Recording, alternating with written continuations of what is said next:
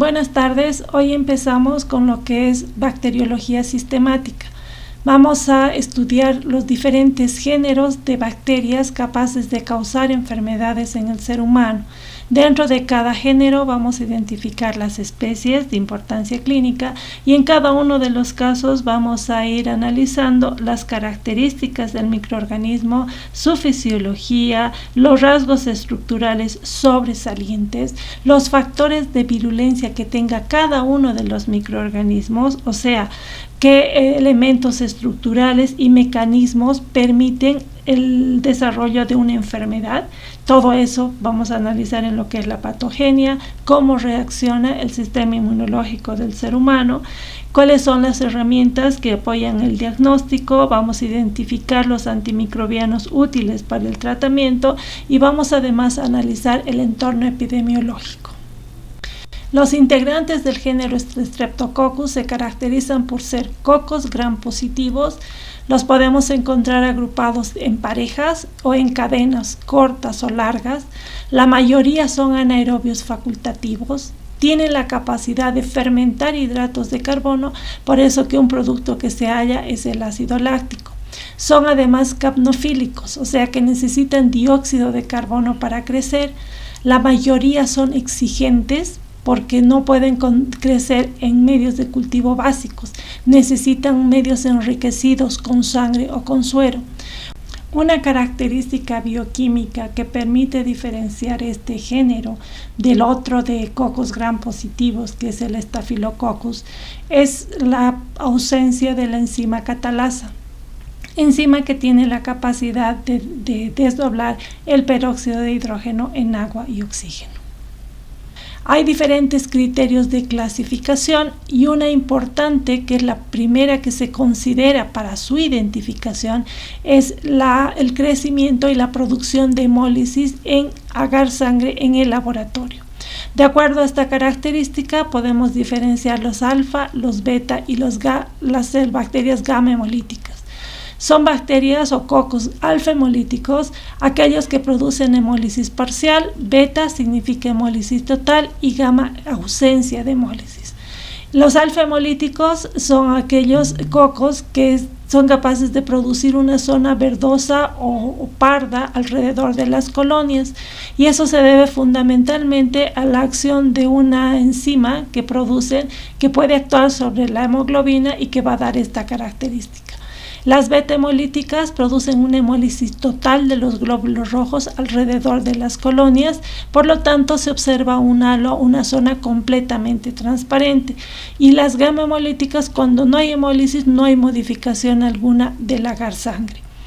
Una vez que se han diferenciado por esta estructura general o básica, se puede hacer la identificación de cada una de las especies analizando diferentes propiedades, como por ejemplo fisiológicas. Se pueden aplicar técnicas para detectar propiedades bioquímicas e incluso para determinar mecanismos de resistencia que pueden ayudar a la identificación.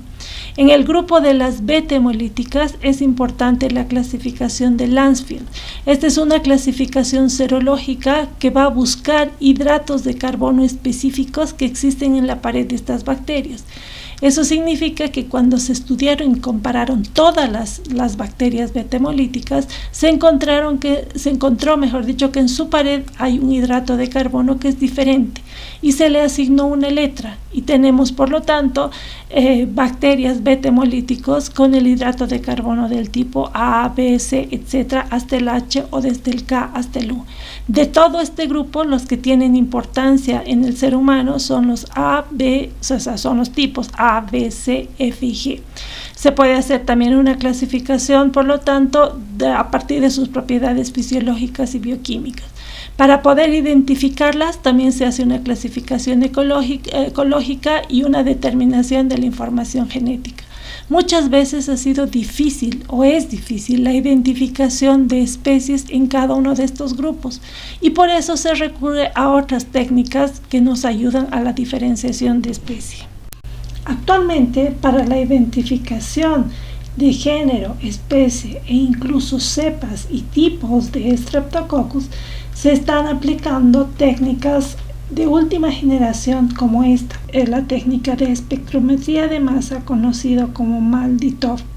Esta es una técnica que ya está presente hace más de 30 años. Sin embargo, durante los últimos años han aparecido diferentes plataformas comerciales que han permitido a los microbiólogos acceder más fácilmente y aplicar esta tecnología de forma confiable y específica y rápida a la identificación de bacterias como los streptococos.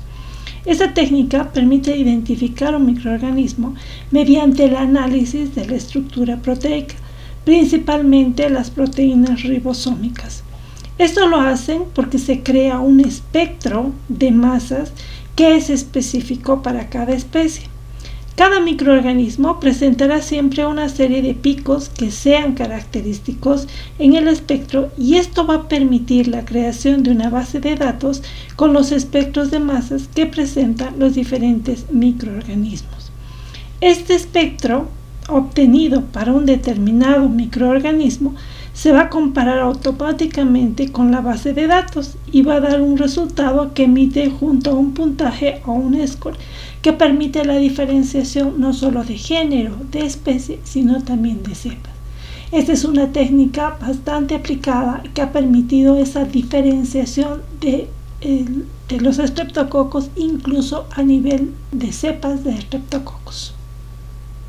Son varios los estreptococos que tienen importancia médica porque producen enfermedades que pueden ser comunes o que pueden ser de riesgo para el ser humano. Entonces tenemos el nombre de los Streptococcus, tenemos la sustancia específica que podemos diferenciar en el grupo y hemos visto que muchos de los Streptococcus tienen un hidrato de carbono específico que se puede diferenciar a nivel de la pared. Pueden dar lugar a un tipo de hemólisis definido cuando crecen en agar sangre. Usualmente tienen un hábitat. Varios sitios anatómicos del ser humano tienen como flora o parte de la microbiota o la flora normal a Streptococcus. Y hay algunas características o criterios de laboratorio que nos van a permitir diferenciar. Tenemos que remarcar entre los Streptococcus piógenes a Streptococcus beta hemolítico del grupo A, que se conoce también como Streptococcus piógenes. Tenemos al beta hemolítico del grupo B, que se conoce como Streptococcus galactiae, de los más importantes. Si seguimos con la lista Streptococcus viridans, que van a dar un color verdoso durante su crecimiento en agar sangre, tenemos Streptococcus bovis y algunos otros. Y dentro del grupo de mitis o sanguis vamos a diferenciar a uno que es alfa hemolítico, que es muy importante por la patogenia que tiene y las enfermedades a las que puede dar lugar, y es Streptococcus pneumoniae. A modo de repaso, podemos ver las características generales de los Streptococcus. La pregunta es, ¿cada uno de estos incisos será verdadero o falso? Pueden hacer un ensayo para ver cuánto hemos aprendido. Vamos a empezar con el Streptococcus beta hemolítico del grupo A, que es el Streptococcus piógenes. A propósito, aquí les puse una publicación en un diario en el que se describe la historia de Alex Lewis, que era un hombre que perdió los 4 miembros y además parte de los músculos de la cara.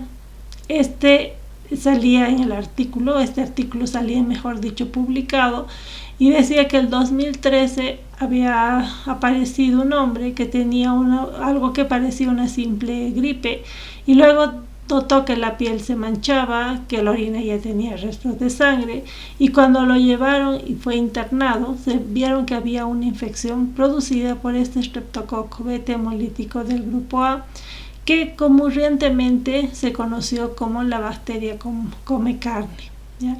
Lo que vamos a ver entonces es qué microorganismo puede dar lugar a este cuadro clínico y qué características hay. Lo más paradójico de todo es que este microorganismo puede estar formando parte de la flora comensal de los individuos, pero bajo determinadas condiciones puede expresar genes y formar factores de virulencia que determinen cuadros clínicos tan severos como este. Streptococcus piógenes, ¿qué son?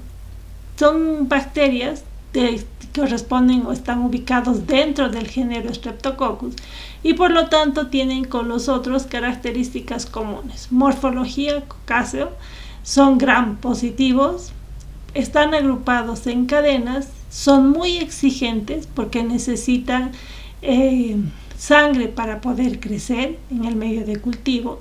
Son capaces de crecer en el medio produciendo una hemólisis beta, que ya hemos aprendido que es la hemólisis total.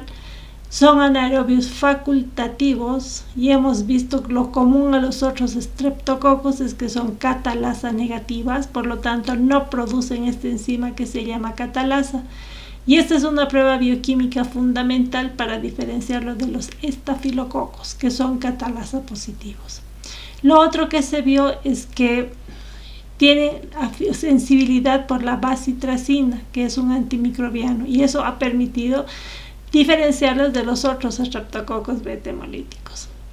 La otra característica que ya hemos mencionado, que tiene un hidrato de carbono de tipo A nivel de la pared, que es un dímero de N-acetilglucosamina y de rhamnosa. Estos son los antígenos específicos de grupo del tipo A, pero también se ha podido clasificar o se han podido clasificar estas bacterias gracias a la presencia de antígenos específicos de tipo. Y eso está dado por las proteínas como la proteína M, que se encuentra ubicada a nivel de, se la puede ubicar a nivel de la pared de la bacteria. Y se ha visto que hay dos tipos fundamentales que son clase 1 y clase 2 de proteína M. Y esto ha permitido la clasificación en más de 100 serotipos, estando algunos de estos más asociados a enfermedades que otros. Y así pues tenemos una clasificación de acuerdo a la proteína T, que ya vamos a mencionar. Todas estas características se han encontrado que son específicas de Streptococcus pyogenes. Ahora, esta bacteria, ¿dónde habita corrientemente? Puede encontrar en las fauces, a nivel de las vías respiratorias superiores, pero puede producir además una infección. Todo depende de los factores de virulencia que exprese y del estado inmunitario del paciente. Puede llegar a producir una inflamación de la faringe, la faringitis, o puede producir enfermedades más invasivas y terminar en una endocarditis, una escarlatina, pioderma, una fasciitis necrotizante o finalmente llevar a una bacteremia y al síndrome de shock tóxico. Todas estas se consideran como enfermedades supurativas que se dan porque la bacteria interacciona con receptores específicos a nivel de estas regiones y va a dar lugar a una enfermedad. Pero puede ser que estas bacterias induzcan una respuesta inmune que termina siendo dañina para el paciente y se traduce en otras enfermedades que se conocen como las no supurativas. Ahora, uno tiene que preguntarse por qué estas bacterias son capaces de interaccionar con moléculas específicas en el huésped y dar lugar a estas enfermedades. Para eso tenemos que revisar los factores de virulencia que tiene. Eso significa que tenemos que diferenciar o identificar cuáles son esos elementos que están en su estructura que determinan alguna acción dentro de la patogenia o cuáles son los mecanismos que emplea la bacteria para poder ser patógena. Si revisamos los elementos dentro de su estructura, esta es una representación esquemática de un Streptococcus. Es posible observar el citoplasma, la membrana celular que presente, la pared celular o péptido-glicán, donde vamos a identificar, hemos dicho, un hidrato de carbono que es específico, en este caso del tipo A. Por eso se dice que Streptococcus pyogenes es un estreptococo beta hemolítico del grupo A. Además de todos estos elementos estructurales, estas bacterias tienen genes capaces de codificar diferentes proteínas que también van a tener su rol dentro de lo que es la patogenia. Analizando la estructura, ¿qué tiene? Tiene unas proteínas que se denominan las proteínas F. Tienen otras que son las proteínas M. Tienen las proteínas tipo M. Además de todo esto, por fuera de la pared se encuentra una cápsula que es de ácido hialurónico. Esta cápsula se une a receptores específicos en el huésped, como son, por ejemplo, las proteínas CD44, que pueden estar en muchas de las células epiteliales humanas.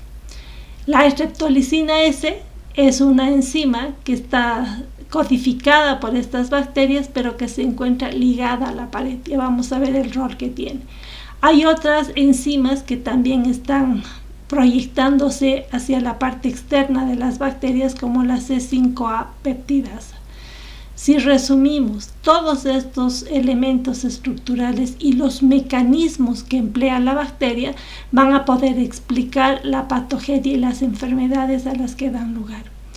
Entre los mecanismos que emplea esta bacteria como factor de virulencia está la adherencia. Si tengo una bacteria como un Streptococcus pyogenes, ¿cómo tiene que adherirse a la superficie de las células? Y eso lo va a establecer a través de los ácidos teicoicos, las proteínas M y la proteína F, que le va a servir para adherirse a la superficie de las células y posteriormente va a invadir. Ya, en ese proceso de invasión también la proteína M y la F tienen un rol fundamental. La proteína M es la principal proteína específica de tipo que se asocia a los Streptococcus más virulentos. Esta está asociada a la membrana plasmática y en ella se puede diferenciar un extremo carboxilo y un extremo amino. El extremo carboxilo es el que se encuentra anclado a la membrana citoplasmática y el extremo amino es el que se proyecta hacia afuera. Se han diferenciado dos clases de proteína M, la de tipo 1 y la de tipo 2. En general se ha establecido que la proteína M puede actuar como un superantígeno capaz de activar en forma policlonal a los linfocitos T. Las proteínas M de clase 1 comparten los antígenos expuestos. En cambio, las de clase 2 carecen de los antígenos expuestos comunes. ¿Qué es lo que se ha encontrado? Que la proteína M de clase 1 es la que está asociada con la producción de fiebre reumática. En cambio, en las otras patologías como las supurativas y la glomerulonefritis no se encuentra una diferenciación entre ambas clases de proteínas.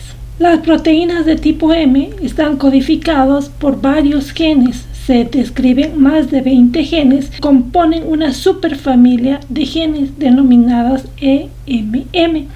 Estas proteínas permiten la diferenciación de más de 100 serotipos diferentes de Streptococcus pyogenes.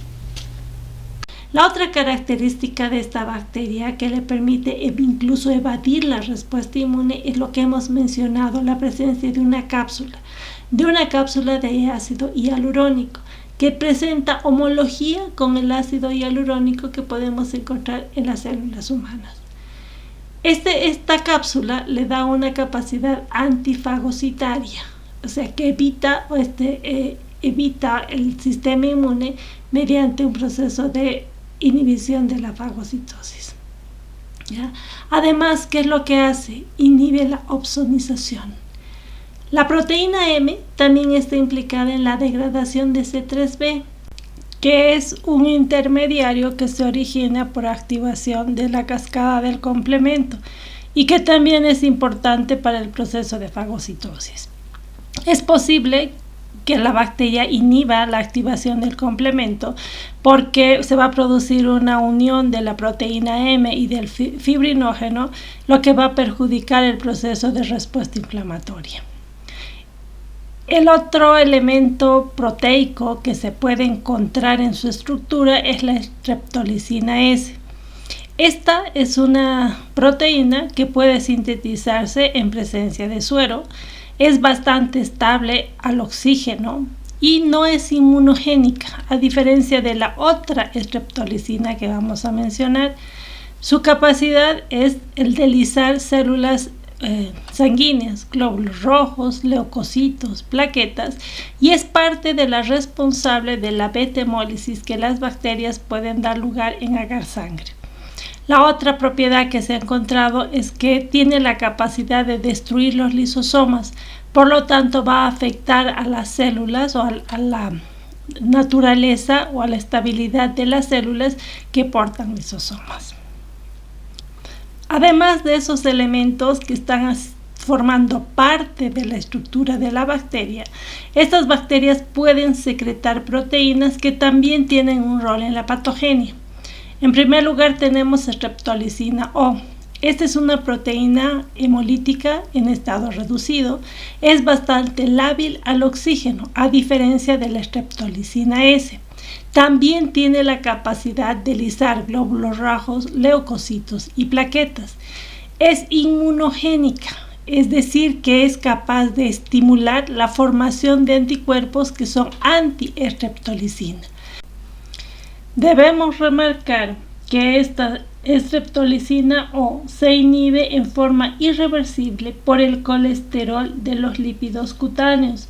Y esto es importante en los pacientes que tienen infecciones cutáneas, porque cuando ese es el origen de la infección, ellos no desarrollan anticuerpos anti-streptolicina. Vamos a ver que estos tienen un rol fundamental en el diagnóstico de las enfermedades no supurativas como la fiebre reumática. Las otras proteínas son exotoxinas pirógenas. Se han encontrado tipos diferentes en el ser humano importantes, el A, B, C y F. Se ha encontrado que puede estar sintetizada por cepas que están lisogenizadas por virus que portan el material genético que codifica estas exotoxinas. Tienen la capacidad de actuar como superantígenos. Eso significa que pueden activar directamente a los linfocitos T helper. Además, activan a los macrófagos y eso determina que haya una producción importante de citoquinas que puede terminar patológicamente en shock e insuficiencia multiorgánica. Luego tenemos las streptocinasas, las del tipo A y el B. Su función es el transformar el plasminógeno en plasmina, degradan la fibrina, los fibrinógenos y el resultado final va a ser que van a lisar todos los coágulos de sangre. Esto que permite que las bacterias dentro de su sitio puedan ser liberadas y dentro del tejido que están produciendo la infección puedan ser liberadas y se diseminen a otros tejidos. También son inmunogénicas, o sea que el ser humano puede formar anticuerpos anti-streptocinasas y puede utilizarse esta cuantificación o esta detección como parte del diagnóstico de las enfermedades que produce esta bacteria. La desostreptodornasa, que son desoxirribonucleasas, o sea, son enzimas capaces de degradar el ADN. Al hacerlo, son capaces de reducir la viscosidad del absceso y por lo tanto se puede observar esto macroscópicamente porque son secreciones menos purulentas en comparación a las secreciones que son o material purulento que es formado por la infección con otras bacterias. Induce también a la formación de anticuerpos y también puede ser utilizada como diagnóstico, puede ser utilizada como técnica diagnóstica la detección de los anticuerpos contra estas streptodornasas. La otra enzima que se ha identificado, la hialuronidasa, desdobla el ácido hialurónico y al hacerlo también favorece la diseminación del microorganismo. La faringitis. La faringitis es la infección más frecuente que produce esta bacteria. Este Streptococcus puede adherirse al epitelio faríngeo por medio de fimbrias superficiales que están cubiertas del ácido teicoico, pero también a través del ácido hialurónico de las cepas que están encapsuladas. Una vez que se ha unido, va a determinar un proceso inflamatorio severo, de manera que aparece una faringe de aspecto eritematoso, exudativo, suele ir acompañado con linfadenopatía cervical, tiene importancia clínica más en un cierto grupo etario, en niños entre los 5 y 15 años, y las personas pueden infectarse porque lo hacen a través de las gotitas respiratorias. Esta bacteria afecta básicamente la zona alta de las vías respiratorias, pero no suele comprometer los pulmones. La escarlatina es la complicación de la faringitis estreptocócica. Este tipo de enfermedad está dada por bacterias lisogenizadas por un bacteriófago capaz de producir o de estimular la producción de la exotoxina pirógena. Y se manifiesta como un exantema eritematoso difuso, suele aparecer en el tronco y después de unas 24 horas se propaga a las extremidades. Este exantema no se presenta en la región peribucal y a eso es lo que se le llama la palidez peribucal. Ni en las palmas de las manos ni las plantas de los pies. En cuanto a la lengua, esta puede presentarse inicialmente cubierta por un exudado blanco y amarillento y después se descama y se va a revelar una superficie roja. Esto es lo que se conoce como la lengua aframbuesada. Este exantema dura alrededor de 5 a 7 días y luego desaparece porque hay una descamación de la capa cutánea superficial. Otra enfermedad producida por esta bacteria, pioderma, es una infección localizada y purulenta, pero de las capas superficiales de la piel.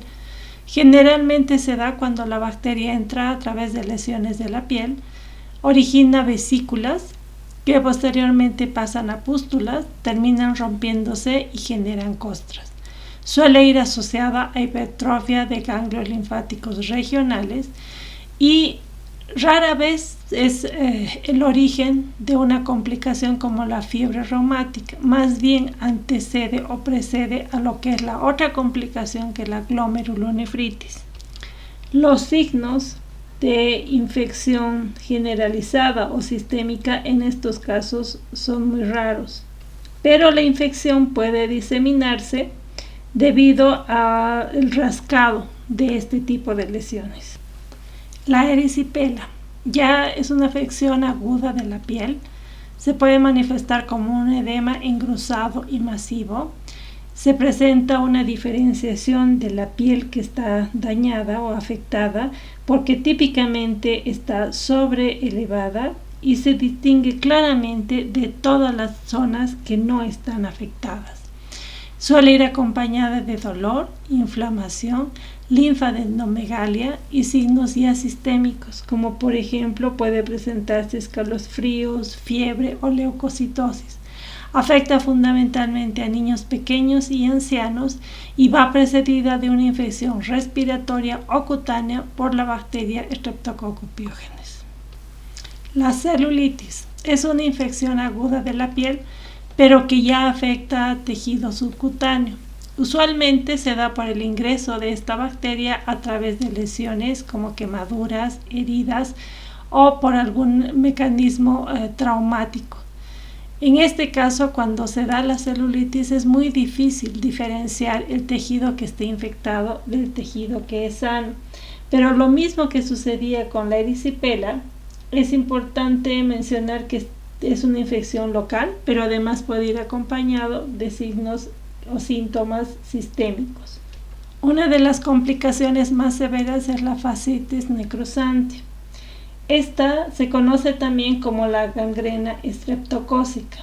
Esta es una infección que se desarrolla en la zona profunda del tejido subcutáneo y se extiende rápidamente a través de los planos de la fascia y se caracteriza porque se da una destrucción masiva de gran cantidad de los músculos y del tejido adiposo. Hay necrosis, hay síntomas sistémicos, una falla multiorgánica que lleva finalmente a la muerte del paciente. Este es el cuadro clínico que determina la necrosis de tejido extenso que al final termina por conducir a una amputación como la única medida de tratamiento. El síndrome de shock tóxico. Estas bacterias pueden terminar en el torrente sanguíneo, producen una bacteremia y pueden llevar a un cuadro mortal que es el síndrome de shock tóxico. Generalmente se ha visto que estos pacientes inician con una infección de los tejidos blandos, después de un traumatismo, hay inflamación, dolor, fiebre, malestar, náuseas y vómitos, que va precedida a una posterior insuficiencia respiratoria y multiorgánica. Se ha encontrado que son varios los factores de virulencia asociados con este cuadro clínico. Entre ellos tenemos algunos tipos de Streptococcus pyogenes o cepas de Streptococcus pyogenes que tienen un tipo determinado o un serotipo determinado de proteína M. Y además muchos de ellos tienen una cápsula de ácido hialurónico importante que le permitiría evadir la fagocitosis. La producción de exotoxinas pirógenas también es esencial y se ha visto que es la otra característica de las bacterias que producen este cuadro. Si bien cualquier persona puede sufrir un síndrome de shock tóxico, se ha visto que es más frecuente en algunos individuos que tienen patologías de base infecciosas, como por ejemplo los que tienen VIH o varicela, o otro tipo de enfermedades como la diabetes, enfermedades cardíacas o enfermedades pulmonares que predispondrían a que los individuos tengan este síndrome que finalmente los va a llevar a la muerte. Otras patologías que se han asociado a la invasión por este tipo de bacterias, endocarditis aguda, subaguda, y hemos mencionado la bacteremia, una septicemia o la fiebre puerperal después del parto. Todas las que acabamos de mencionar son enfermedades supurativas. Sin embargo, esta bacteria también se ha asociado con enfermedades no supurativas. Y esas serían dos fundamentalmente, la glomerulonefritis aguda y la fiebre reumática. La glomerulonefritis aguda generalmente va a aparecer después de un mes de una infección previa cutánea o una faringitis por estreptococo piógenos del grupo A. Se produce una inflamación aguda de los glomérulos renales que va a ir acompañado con edema, hipertensión, hematuria y proteinuria. Este es un ejemplo de un tipo de hipersensibilidad donde se va a producir la generación inicial de antígeno-anticuerpo. Estos complejos se van a depositar sobre la membrana basal y va a desarrollar una respuesta inflamatoria aguda. Se ha encontrado que algunas cepas que tienen algunos tipos de proteína M serían las que están más asociadas con este tipo de complicaciones. La otra complicación es la fiebre reumática. Esta es la secuela más grave de la infección por estreptococo piógenes porque produce una lesión del músculo y de las válvulas del corazón que puede traer serias consecuencias a los pacientes. Esta enfermedad post-estreptocócica está más asociada a infecciones faríngeas. Vamos a tener alteraciones inflamatorias que pueden afectar el corazón, producir, por ejemplo, lesión de las válvulas cardíacas o una pancarditis, es decir, endocarditis, pericarditis y miocarditis. Va a afectar las articulaciones, dando lugar a artralgias y artritis migratorias, afecta los vasos sanguíneos y tejidos subcutáneos. El resultado de toda esta reacción es la producción de lesión de las válvulas cardíacas y todo esto puede deberse a una reacción cruzada.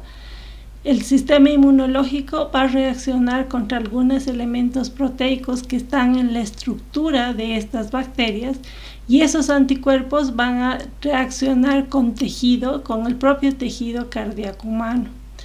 Una diferencia importante de la fiebre reumática versus esta otra complicación que es la glomerulonefritis es que estos cuadros de fiebre reumática suelen ser recidivantes, o sea, aparecen una y otra vez, por eso necesitan un tratamiento preventivo mediante la administración de penicilina para eliminar a la bacteria. A diferencia de la nefritis, que suele darse en una ocasión pero rara vez es reactiva. La explicación molecular de estos eventos podemos verla en este esquema. Los macrófagos son capaces de reconocer proteínas u otros antígenos extraños o moléculas extrañas. Estas pueden participar activando a los linfocitos de CD4. A su vez, estos sintetizan citoquinas que van a ir a activar a los mismos linfocitos T, amplificando su acción, o los linfocitos B para la generación de anticuerpos antirreptocócicos. Lamentablemente, estos anticuerpos suelen tener una reacción cruzada y van a poder reaccionar o reaccionan contra el tejido cardíaco.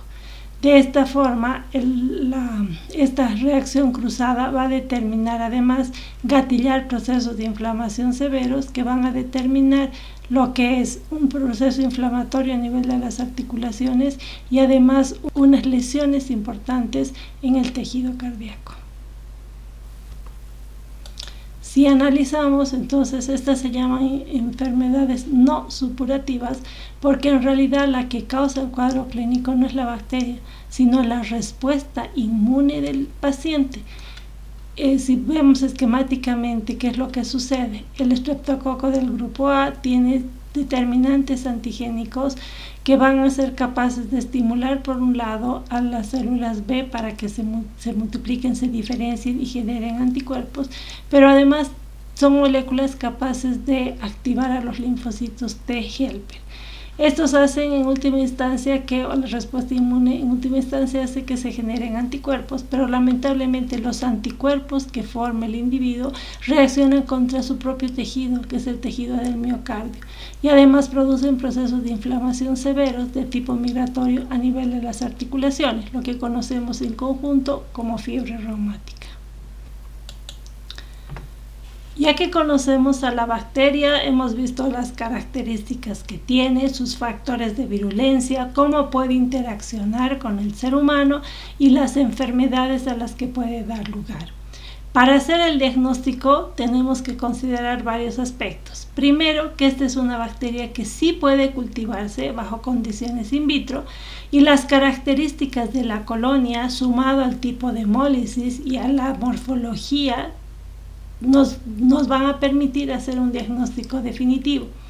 La bacteria puede cultivarse en agar sangre y hemos visto, vamos a ver una beta-hemólisis y vamos a hacer la identificación. Primero haciendo un cultivo, deberíamos observar cocos gram positivos en cadena. Una vez que tenemos la bacteria sospechosa, se realizan una serie de pruebas bioquímicas y fisiológicas y se determina la naturaleza, o sea, la especie a la que pertenece, la especie de cuál se trate. Entonces, para la identificación, entre las propiedades que tenemos es la sensibilidad a la bacitracina. Se utiliza un disco embebido con bacitracina que se coloca sobre el medio de cultivo.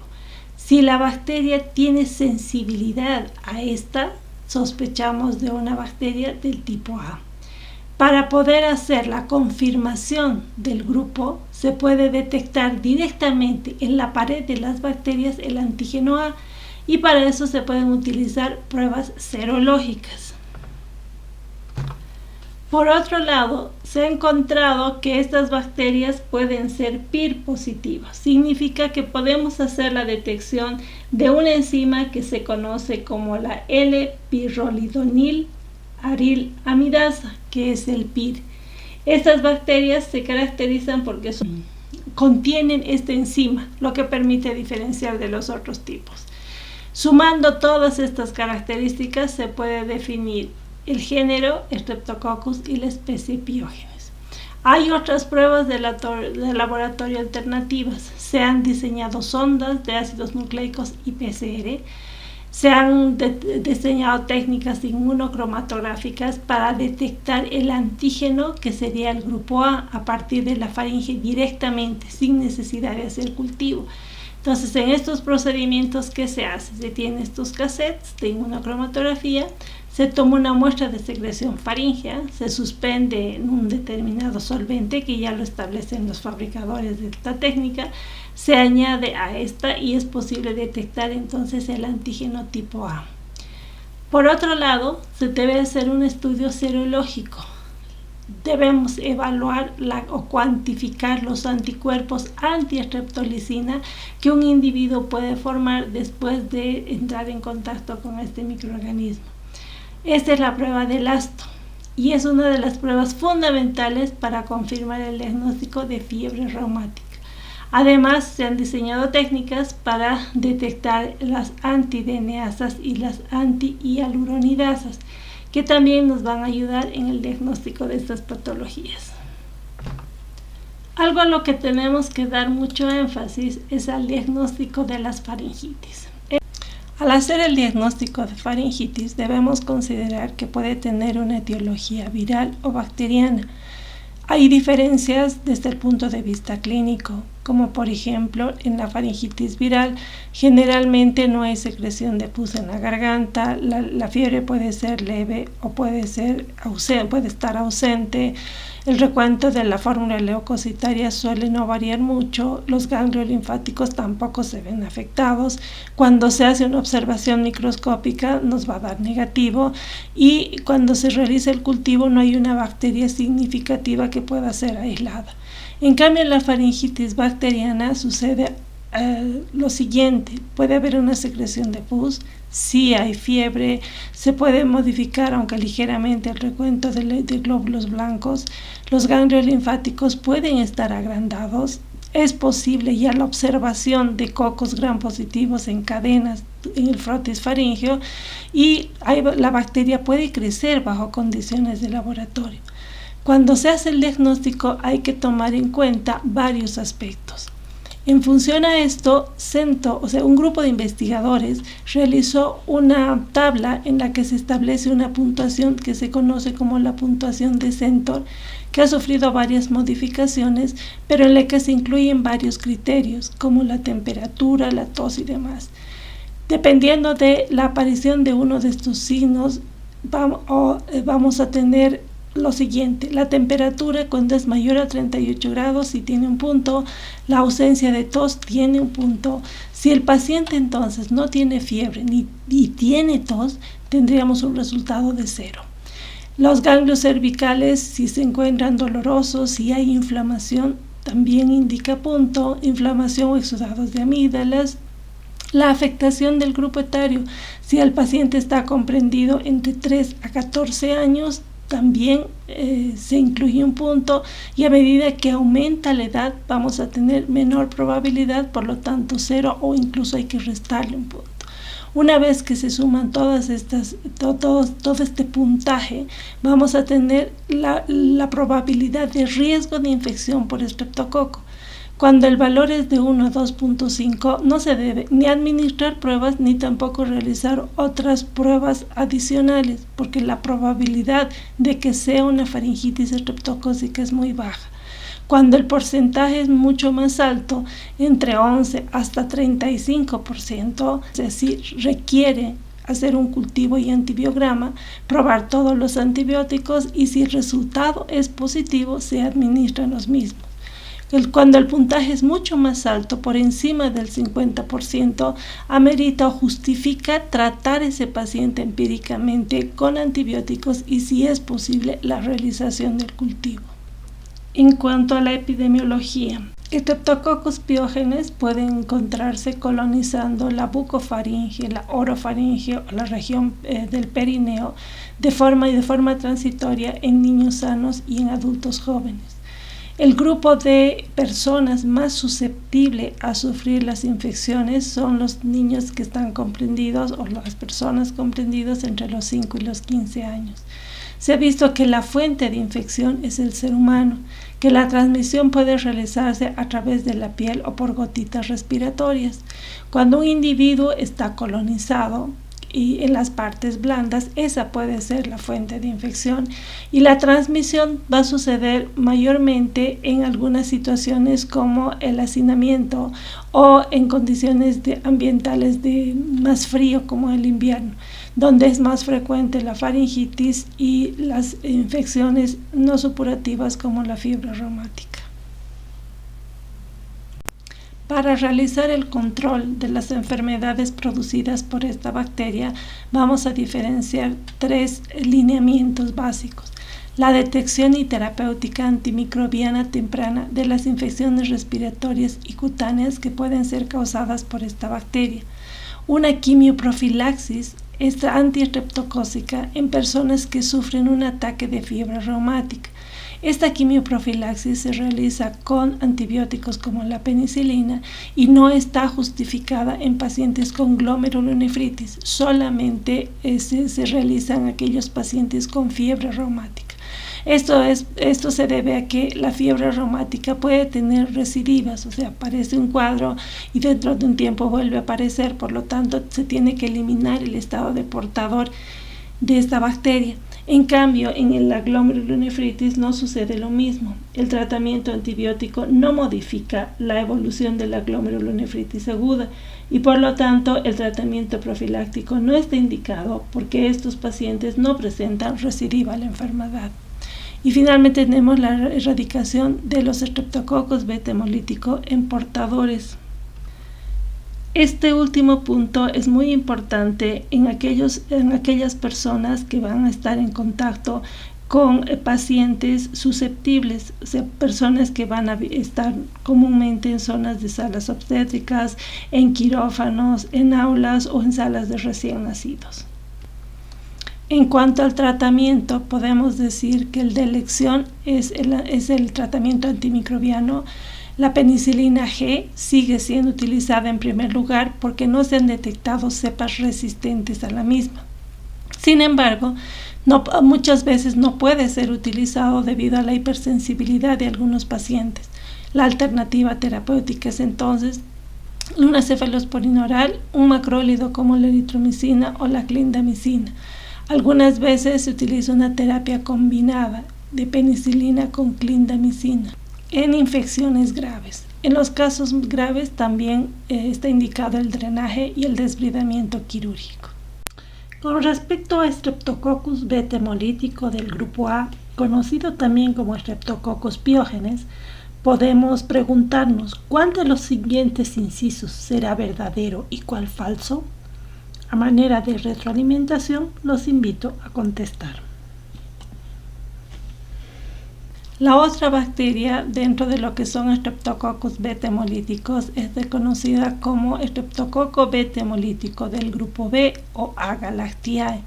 Esta bacteria puede observarse formando cadenas cortas cuando viene de una muestra biológica directa o forma cadenas largas cuando se cultiva en condiciones in vitro.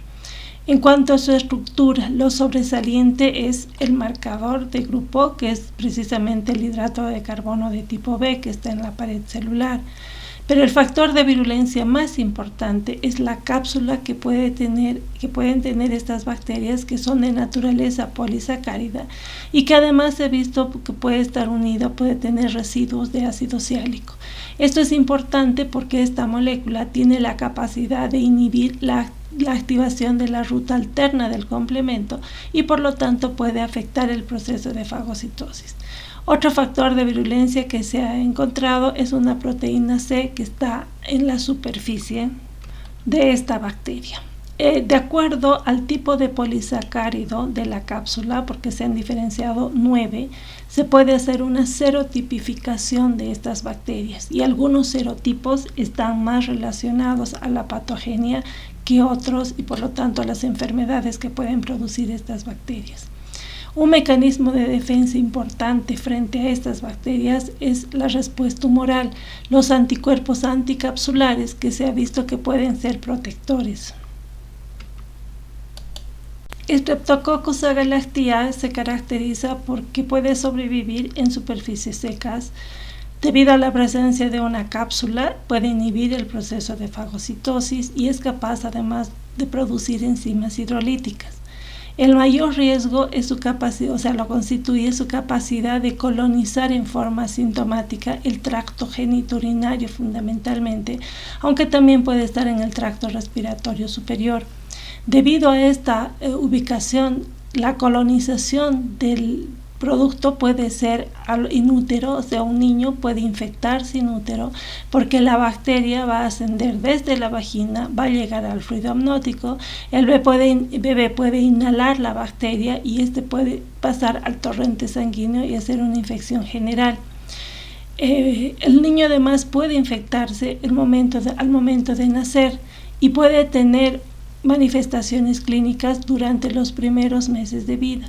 Puede causar neumonía, luego una septicemia, puede llegar al sistema nervioso central y producir meningitis en los recién nacidos. Es una de las causas más importantes de este cuadro clínico, meningitis del recién nacido. El cuadro clínico se conoce como enfermedad de comienzo precoz cuando se da en niños de menos de 7 días de vida, o de comienzo tardío cuando se manifiesta entre la primera semana y los 3 meses de vida. Las mujeres embarazadas también pueden sufrir infecciones urinarias, amnionitis, endometritis, infección de tejidos blandos como las heridas. Es menos frecuente encontrar como agente etiológico de infecciones en hombres y mujeres que no estén embarazadas, aunque se han descrito casos de bacteremia, neumonía, infecciones articulares, óseas, infecciones de piel y de tejidos blandos. El tratamiento de elección es igual que el estreptococo beta hemolítico del grupo A, es la penicilina G, muchas veces combinadas con aminoglucósidos. Y las alternativas son las cefalosporinas o la vancomicina. Algo que es importante como medida de prevención para evitar la infección del recién nacido es que las mujeres que están colonizadas con esta bacteria reciban la penicilina G o la ampicilina intravenosa antes y durante el parto. Para el diagnóstico de Streptococcus agalactiae se cuentan con diferentes técnicas. Una de ellas es la técnica de PCR, que ha sido aprobado por la FDA para la identificación de esta bacteria a partir de muestras de frotis rectales y vaginales. Sin embargo, se ha visto que tiene problemas en lo que es la sensibilidad y se recurre usualmente al cultivo. El cultivo se realiza en condiciones in vitro, se utilizan algunos medios de cultivo para enriquecer y se termina realizando la identificación en agar sangre. Para identificar la bacteria se van a considerar aspectos como características de la colonia, su capacidad de dar lugar a la hemólisis beta, la presencia del hidrato de carbono de tipo B, que permite la identificación del grupo, y eso se puede hacer mediante reacciones serológicas a partir de las colonias. Hay otras pruebas que también confirman la identificación de esta bacteria, como son resistentes a la bacitracina, van a producir la hidrólisis del hiporato y se presentan como positivos en la prueba de Camp. La prueba de Camp es una prueba de sinergia de hemólisis. Para ello se hace interaccionar Staphylococcus aureus con este Streptococcus, o sea, se siembra Staphylococcus aureus y en forma perpendicular se siembran las muestras sospechosas de ser Streptococcus agalactiae, y en caso positivo hay una sinergia de la hemólisis producida por ambas bacterias y se produce este fenómeno que se llama, o sea, que tiene la apariencia de una punta de una flecha, lo que nos indicaría que es un test de Camp positivo.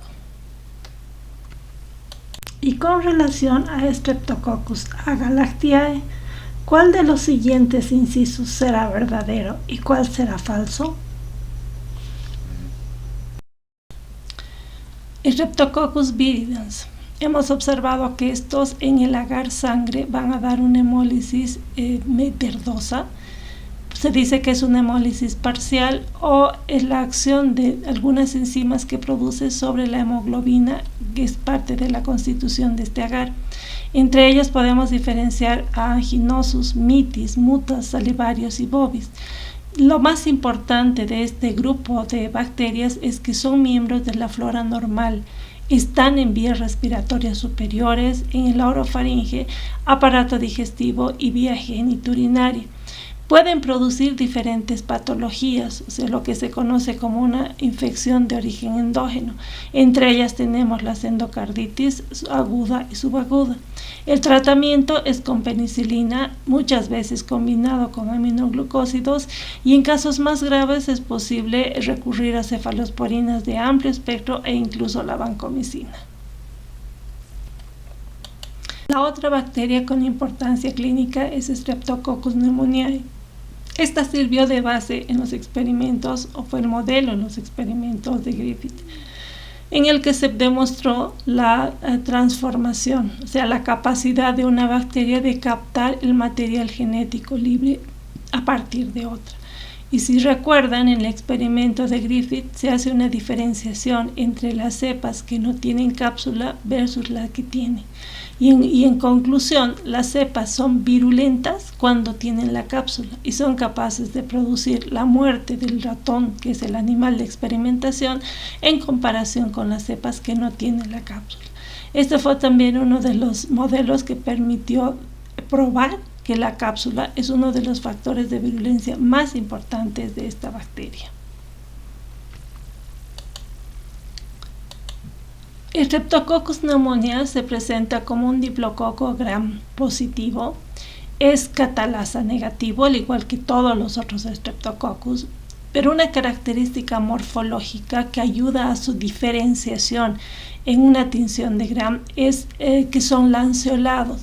Se dice que tiene la forma de la punta de una flecha o de la llama de una vela. Entonces sí son cocos, pero no son completamente esféricos. Y suelen estar dispuestos en parejas y formando muchas veces cadenas cortas.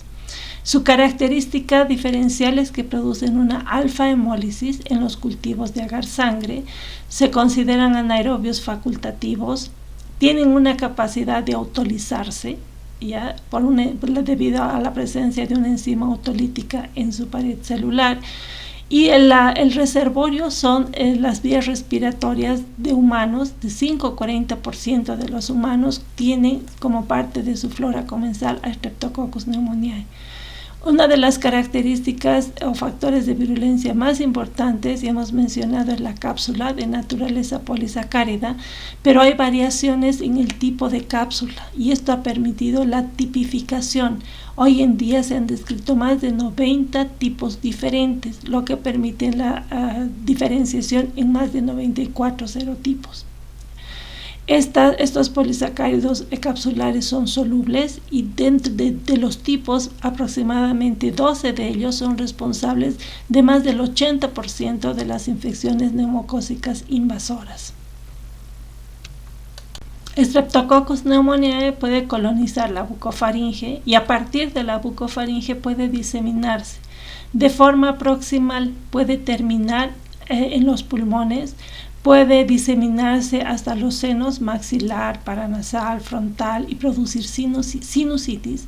Puede infectar los oídos produciendo otitis. Puede terminar, como hemos dicho, en los pulmones.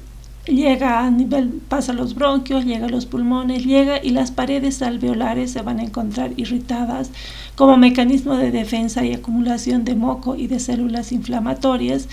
Y a partir de este origen puede diseminarse a la sangre y terminar invadiendo el sistema nervioso central. Puede producir meningitis. Es un agente etiológico importante de meningitis, pero vamos a ver que en determinadas poblaciones susceptibles. Si resumimos, primero, esta bacteria es un colonizante de la nasofaringe. Generalmente es asintomático, no causa enfermedad y puede ser eliminada por el sistema inmune del hospedero. Por eso decimos que esta bacteria es oportunista. Cuando hay alguna alteración del sistema inmune, va a producirse una diseminación primaria y causar otitis media, sinusitis o neumonía, pero no bacteriémica.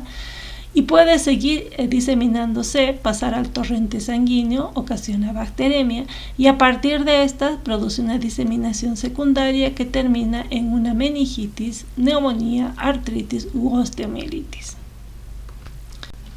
Entonces, con Streptococcus pneumoniae, primero que hay una transmisión que puede ser a través de gotitas respiratorias, a través del contacto con fomites o el contacto directo.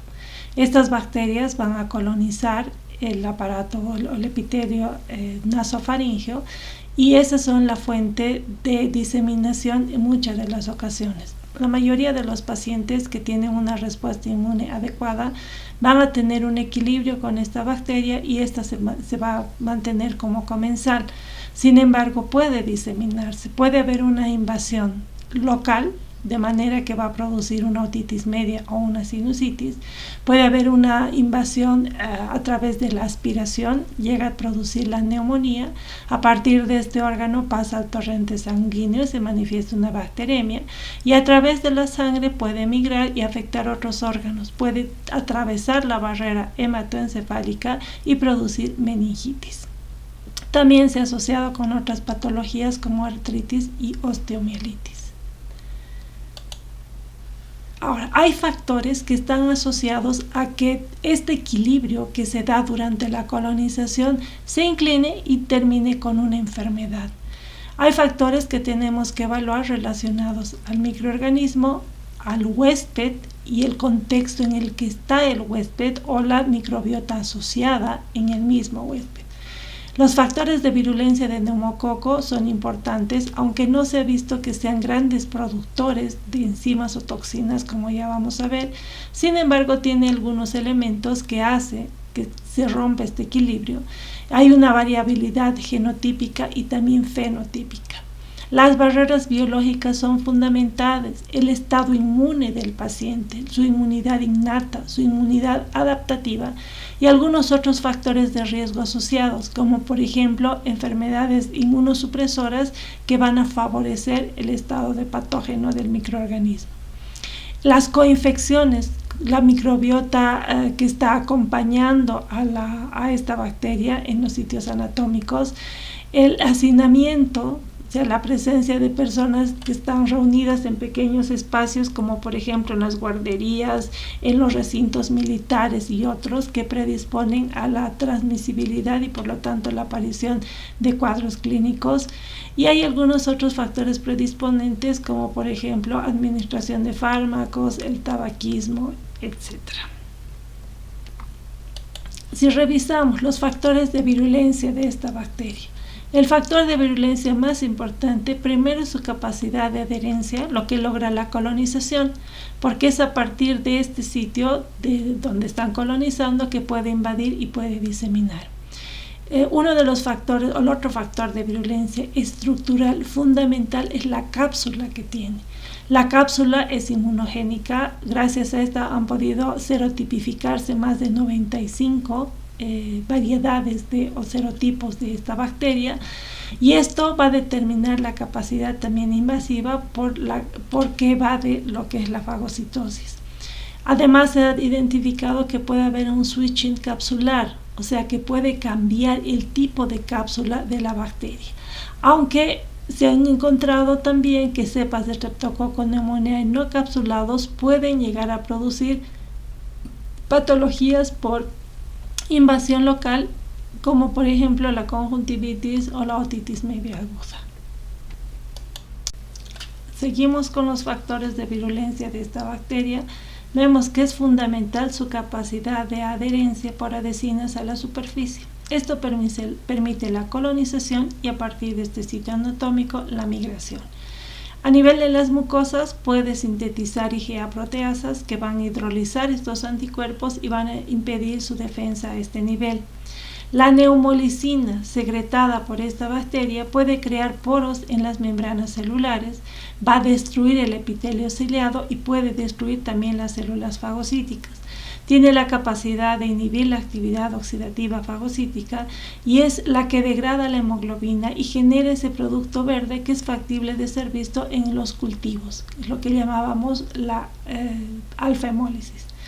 Dentro de su estructura, al ser un gran positivo, su ácido teicoico y el péptido glicano se ha visto que pueden activar el complemento, y volvemos a mencionar la cápsula, que es un factor de virulencia al inhibir el proceso de fagocitosis. Si resumimos sus factores de virulencia: cápsula, antifagocítica, opsonización, la neumolicina, produce además otras que son autolicinas y un grupo importante de proteínas que son también o que participan en la diseminación, en la adhesión y demás son las proteínas de superficie. Presenta pilis, presenta lipoproteínas, algunas otras proteínas que unen la colina y el grupo de proteínas que permiten la adherencia a células endoteliales y migración. Hay una gran variabilidad genómica, por lo tanto se ha considerado que esta bacteria puede transformarse y recombinarse muy frecuentemente. Y si revisamos los atributos ya mencionados, la cápsula polisacárida. Esta va a prevenir la eliminación mecánica por acción del moco. Esta cápsula le va a otorgar una carga negativa, por lo tanto da un impedimento estérico para que pueda interaccionar con otros receptores en los fagocitos. Es un mecanismo de protección frente a la acción de los antibióticos. La neumolicina, que ya hemos mencionado, es una proteína citotóxica que forma poros a nivel de las membranas. Como esta se libera durante la autólisis, porque esta bacteria tiene enzimas autolíticas que permiten su lisis, entonces esta puede ser liberada y puede dar lugar a muchos efectos patológicos. Inhibe la activación o la funcionalidad a nivel de los cilios, activa los linfocitos TCD4, entre otras de sus características, impide el estallido respiratorio en los fagocitos, es capaz de inducir a las células killer y también a las citoquinas inflamatorias. Por lo tanto, la neumolicina es la que activa todo el proceso inflamatorio que es posible ver en una neumonía causada por esta bacteria. Entre los factores de virulencia también tenemos que describir la estructura de la pared celular de estas bacterias. Si analizamos, tiene una membrana plasmática, tiene un peptidoglicano, los ácidos teicoicos que están anclados al peptidoglicano y los lipoteicoicos que están anclados a la membrana de esta. Adheridos a los ácidos teicoicos se encuentra la fosforilcolina, y este es un factor de virulencia porque va a unirse a los receptores del factor activador de plaquetas que está en la superficie de las células endoteliales y de los leucocitos, además de células pulmonares y meninges, y por lo tanto está relacionado con adhesión e invasión a la sangre y al sistema nervioso central. Se puede identificar este ácido teicoico como el polisacárido C y el ácido lipoteicoico como el antígeno F. Aquí tenemos una representación esquemática de la pared celular de un neumococo con alrededor 12 proteínas que permiten su unión a la colina y que han sido identificados y que están asociados precisamente a los ácidos teicoicos. Este es un modelo esquemático de la estructura de la pared celular del neumococo y de sus proteínas de superficie. Miren la cantidad de proteínas que han sido identificadas y que tienen un rol fundamental en la primera etapa, que es la adherencia del neumococo a nivel de la oroinasofaringe. Además de identificar las proteínas o los elementos estructurales que se encuentran en la superficie, se han identificado los receptores específicos que se encuentran en las células eucariotas. Aquí podemos identificar, por ejemplo, producen, hemos dicho, IgA proteasas, enolasas, etc. Y cada uno de estas proteínas de superficie tienen un receptor a nivel de la célula eucariota, lo que permite esa adhesión fuerte y la colonización de esta bacteria. Hemos mencionado también que esta bacteria tiene la capacidad de estimular una fuerte inflamación. Y eso se ve porque la neumolicina, que ya hemos mencionado, tiene la capacidad de activar la vía clásica del complemento. La vía alternativa puede ser activada por los ácidos teicoicos y los fragmentos del peptidoglicano. Se han elaborado además modelos de cómo el neumococo puede migrar a través de las células epiteliales y puede llegar al torrente sanguíneo, y a partir de eso de ese sitio, o sea, a través de la sangre, puede diseminarse. La etapa inicial es la adhesión, y hemos visto que tiene proteínas que se unen a receptores específicos, va a pasar a través del epitelio, o sea que tiene una capacidad invasiva, va a pasar al torrente sanguíneo y a partir de esto se disemina a diferentes órganos. Por eso se considera una bacteria importante etiológicamente hablando de lo que son las meningitis bacterianas. Respecto a la prevención y control, existen vacunas para prevenir las infecciones por esta bacteria. Tenemos las vacunas neumocócicas polisacáridas, que están constituidas fundamentalmente por los polisacáridos purificados de la cápsula, y se van a incluir diferentes tipos, porque ya hemos dicho que hay una variación que permite diferenciar hasta más de 90 serotipos de Streptococcus pneumoniae. Estas vacunas están recomendadas para personas mayores de 65 años o para personas en riesgo, pero que sean mayores de 2 años.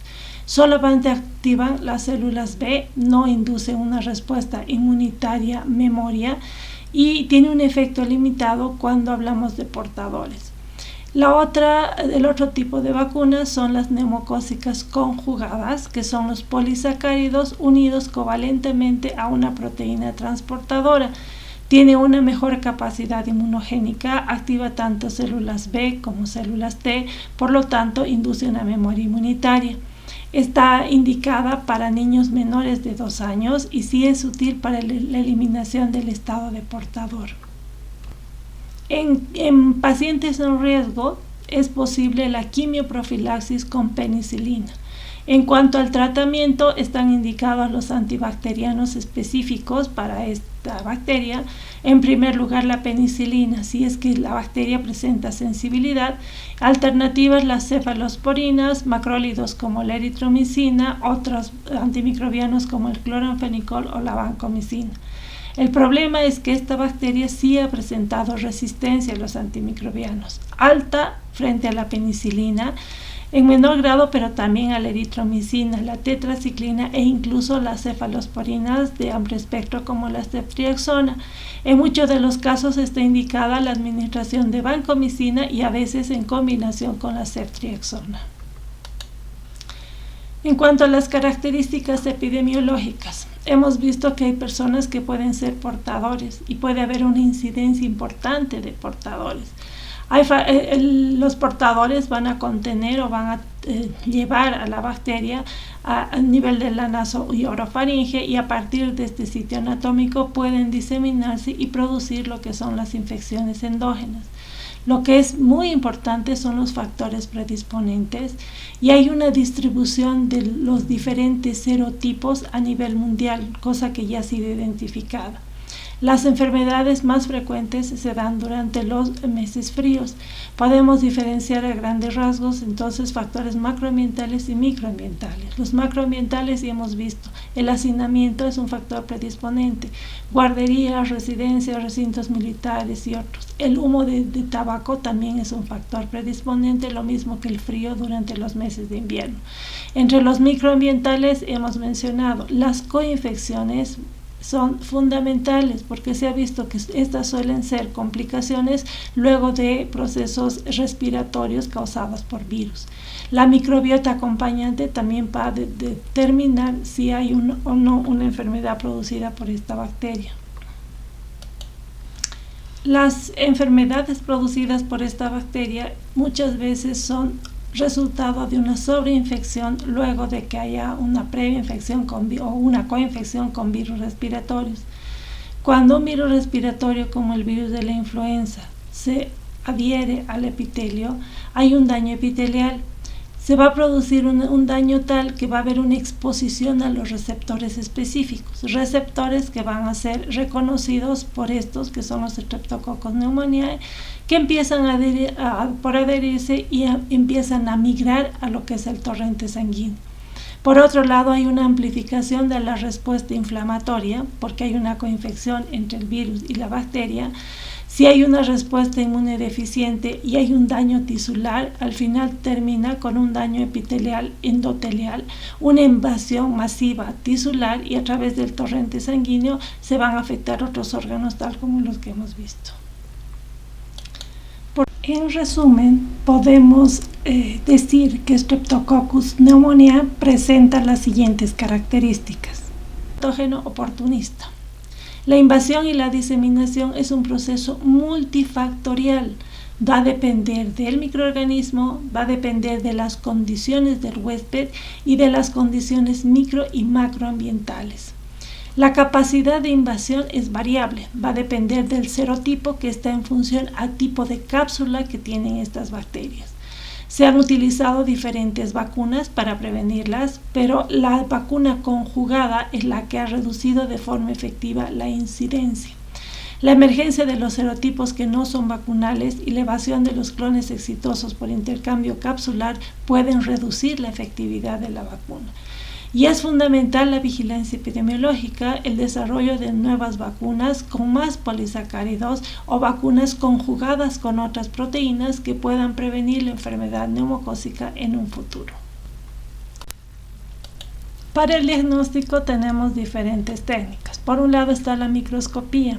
Se puede realizar una tinción de Gram y la morfología característica, la forma de agrupación nos van a permitir diferenciar este tipo de bacterias.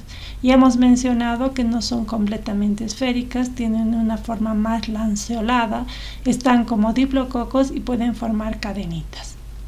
Para ello es importante obtener una muestra que sea adecuada. Se ha intentado y se puede realizar también la observación a través de biopsias pulmonares. Existe otra prueba que es la prueba de Kellum, que es una prueba de hinchazón de la cápsula. Para esto se utiliza anticuerpos monoclonales específicos contra la cápsula que van a permitir esta ampliación de la imagen de la cápsula que hace evidente ese factor de virulencia muy relacionado con la bacteria.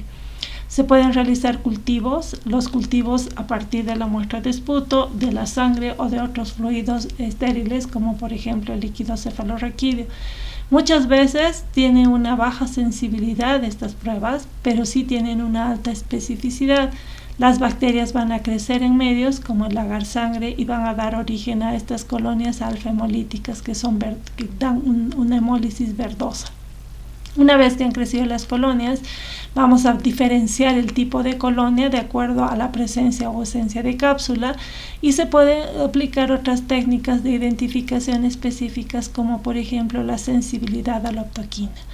Streptococcus pneumoniae se caracteriza porque es sensible a la optoquina, tal como podemos ver aquí. Además que dan positivo a la prueba de solubilidad en bilis. Actualmente también se cuenta con pruebas rápidas que son válidas y que han sido aprobadas por la FDA para el diagnóstico de algunas enfermedades producidas por esta bacteria. Tenemos la detección del antígeno urinario. El fundamento es que una vez que hay una infección con esta bacteria, es posible la concentración de los antígenos de las bacterias en la orina. Por lo tanto, pueden detectarse estos antígenos como por ejemplo, se puede detectar el polisacárido C que está en la pared celular, que es común a todos los serotipos y también puede encontrarse en otros Streptococcus alfa-hemolíticos. Este se realiza mediante pruebas rápidas aplicando técnicas de inmunocromatografía y ha dado mejores resultados que otras pruebas en las que ha tratado de identificarse antígenos capsulares mediante técnicas serológicas como látex, coaglutinación u otras. A modo de práctica, con referencia a Streptococcus pneumoniae, nos preguntamos ¿cuál de los siguientes incisos serán verdaderos y cuáles falsos? Pasemos a ver los enterococos. Estos son cocos gram positivos, están dispuestos en parejas y pueden formar cadenas cortas. Habitan normalmente el tracto intestinal del hombre y de los animales. Hay que identificar dos especies que son trascendentales para el ser humano, como Enterobacter fecalis y Faecio. Son capaces de contaminar el medio ambiente hospitalario, los dispositivos, incluso las manos de los trabajadores en salud. Por eso pueden causar infecciones nosocomiales. Se han aislado de heridas, de úlceras crónicas, del tracto biliar, uretral y vaginal. Entre los factores de virulencia sobresalientes están la capacidad que tiene de adherirse a los tejidos y la capacidad de formar los biofilms o biopelículas, que como ya vimos son mecanismos de protección de las bacterias. Lo otro que hay que remarcar en los enterococos que al ser agentes etiológicos de infecciones o de brotes de infecciones intrahospitalarias o nosocomiales, tenemos que considerar los antimicrobianos para su tratamiento y ese es el problema, que tienen una alta resistencia a los antimicrobianos. Estas son las especies que se aíslan con mayor frecuencia y que son clínicamente importantes. Con asterisco están las más frecuentes, ¿ya? Hemos mencionado que las especies más importantes en frecuencia son Fecalis. Si se dan cuenta, son responsables del 80 al 90% de las infecciones por enterococos. Luego tenemos a Enterobacter faecium, responsables del 5 al 10%, y en el resto, alrededor del 5%, el resto de los enterococos están relacionados con el otro, alrededor del 5% de las infecciones totales causadas por este género. Causan infecciones urinarias, infecciones intraabdominales, pueden pasar al torrente sanguíneo, producir bacteriemia y sepsis, responsables de endocarditis tanto comunitarias como nosocomiales, sepsis neonatales, pueden infectar partes blandas, pueden infectar los sitios quirúrgicos y son responsables además de las meningitis postquirúrgicas o luego de la administración de dispositivos. Son por lo tanto predisponentes la presencia de catéteres, de sondas, el estadio prolongado en los centros de atención en salud y el tratamiento prolongado además con antibiótico-terapia de amplio espectro. Uno de los problemas más importantes en las infecciones por enterococos es la dificultad en el tratamiento. Estas bacterias tienen una alta resistencia intrínseca y también adquirida. Son las primeras bacterias en las que se detectó la resistencia a la vancomicina y fue el origen de la transmisión de este mecanismo de resistencia a otros géneros como los estafilococos. Tienen bastante tolerancia para los agentes activos contra la pared bacteriana y hemos visto que hay factores predisponentes, las infecciones están asociadas a dispositivos que son difíciles de remover. Por lo tanto, además de la resistencia que tienen, es muy difícil la llegada en suficiente cantidad de los antibióticos al sitio de acción. Y puede dar lugar a situaciones clínicas bastante complejas, difíciles de tratar en pacientes dializados y trasplantados. Para realizar el tratamiento antimicrobiano es fundamental tener como información el antibiograma. Si es sensible, el agente de elección para una monoterapia es la ampicilina. En caso de infecciones urinarias, además de ampicilina, puede utilizarse nitrofurantoína o las quinolonas fundamentalmente. En las infecciones más graves se hace una combinación de los aminoglucósidos con el inhibidor de la síntesis de pared celular. En caso de enterococos que tengan una alta resistencia a los aminoglucósidos, es posible la elección de terapia con ceftriaxona y hay alternativas terapéuticas para las cepas más resistentes. Podemos mencionar el inesolid, las mismas fluoroquinolonas, la quinupristina y la dalfopristina, entre las últimas que se disponen hoy en día. Para hacer el diagnóstico se recurre fundamentalmente al cultivo. Tiene la capacidad de crecer fácilmente en agar sangre y también en agar chocolate. Vistos al microscopio se presentan como cocos gram positivos y hemos visto que pueden estar en parejas o en cadenas cortas. Característica común a todos los estreptococos son catalasa negativas, pero tienen algunas propiedades diferenciales que permiten su identificación en el laboratorio. Primero, que pueden crecer a temperaturas más elevadas, o sea, su temperatura o margen de crecimiento está entre los 10 y 45 grados centígrados.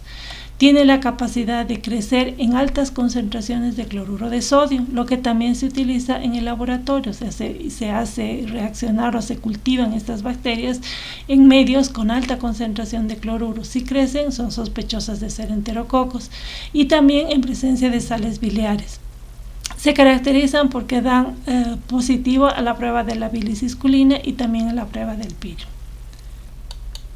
En cuanto a la prevención y control, como son responsables de gran cantidad de las infecciones intrahospitalarias, es necesario que entren dentro de los programas de control de las infecciones asociados a los centros de atención en salud. Y otra cosa es un manejo adecuado de los antimicrobianos. Hay que hacer una restricción cuidadosa, hay que evitar la presión selectiva y la selección de cepas resistentes dentro de este género que son los enterococos.